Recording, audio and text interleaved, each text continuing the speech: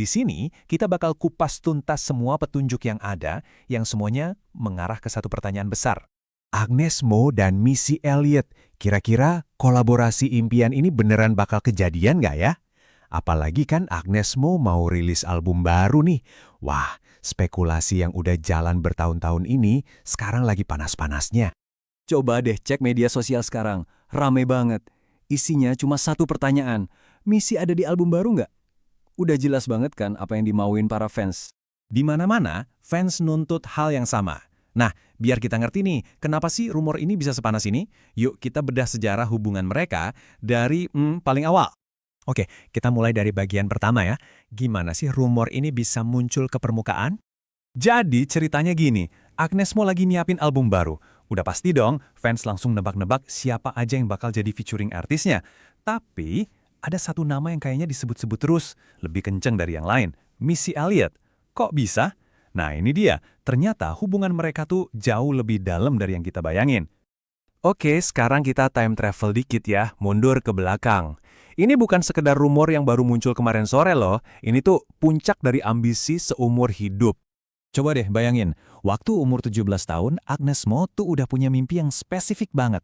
Pengen punya album yang diproduseri sama Timbaland dan bisa kolaborasi bareng Missy Elliott. Gila kan? Dan sekarang, setelah bertahun-tahun, mimpi itu kayaknya makin dekat aja. Ini bukti kalau kekaguman Agnes itu udah dari dulu banget. Lanjut ya, disinilah semuanya jadi makin menarik. Kita masuk ke koneksi profesional mereka. Karena disinilah mimpi masa remajanya Agnes itu mulai berubah jadi sesuatu yang nyata. Dan ini semua berkat satu orang penting di industri musik. Jadi, alurnya itu jelas banget. Pertama, Agnes mau kerja bareng produser legendaris, Timbaland. Terus yang kedua, Timbaland ngeproduserin single internasionalnya Agnes, Coke Barrel. Nah, yang ketiga ini nih jembatannya. Timbaland itu salah satu kolaborator paling deket dan paling lamanya Missy Elliott. Kebayang kan? Ini tuh kayak ngebuka jalan tol langsung antara Agnes ke lingkarannya Missy. Dan siap-siap ya, ini fakta paling gila. Mereka itu sebenarnya udah punya lagu bareng. Beneran, kalian nggak salah denger. Mereka udah pernah masuk studio bareng, ngerjain project. Bukan gosip loh, Agnes Mo sendiri yang bilang. Dia ngomong gini, aku tuh punya project sama Missy Elliott, tapi emang belum dirilis secara resmi ke publik. Wow, pengakuan ini kan artinya kolaborasi itu beneran ada dan pernah terjadi. Walaupun, ya itu, hasilnya masih jadi misteri sampai sekarang. Nah, ini yang bikin ceritanya makin dalam.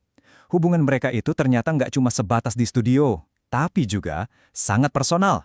Yuk kita lihat bagian keempat, soal si kembar Cancer dan ikatan pribadi mereka. Ini sih gokil. Coba cek tanggal lahir mereka. Agnes Mo, 1 Juli 1986. Missy Elliott, 1 Juli 1971. Sama persis tanggal dan bulannya. Mereka benar-benar punya tanggal ulang tahun yang sama, dan inilah yang jadi dasar dari hubungan mereka yang unik banget. Makanya, Missy Elliott tuh sering banget manggil Agnes Cancer Twin-nya, alias kembaran Cancer. Dan ini bukan cuma bercandaan loh, ini tuh panggilan sayang yang nunjukin betapa dekatnya mereka, karena ulang tahun dan zodiak mereka sama. Dan pertemanan mereka ini nggak ditutup-tutupin loh, kelihatan banget di publik. Dari mulai sering balas-balasan di medsos, terus Agnes juga pernah kelihatan datang buat dukung Missy di Coachella. Oh, dan ada juga video viral pas Agnes lagi asik banget joget dengerin lagu-lagunya Missy. Ini semua bukti nyata kan, kalau mereka emang dekat. Oke, semua potongan puzzle-nya udah kita kumpulin. Sekarang kita coba jawab pertanyaan terbesarnya. Jadi, bakal ada kolaborasi beneran nggak? Coba kita rangkum lagi ya semua buktinya. Pertama, ada sejarah. Ini impian Agnes selama hampir 20 tahun.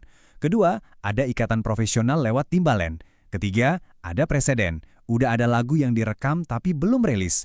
Keempat, ada ikatan pribadi, persahabatan kembar Cancer mereka. Dan terakhir, ada rasa saling menghormati yang kelihatan banget di publik kayak di Coachella itu. Semua petunjuknya kayak ngarah ke satu jawaban yang sama kan? Jadi, kalau kita lihat lagi, dengan sejarah yang panjangnya hampir 2 dekade dan persahabatan yang sekuat itu, pertanyaannya kayaknya udah bukan lagi apakah mereka bakal kolaborasi, tapi lebih ke kapan? Apa jangan-jangan kolaborasi baru ini emang udah nggak bisa dihindarin lagi? Ya, kita lihat aja nanti.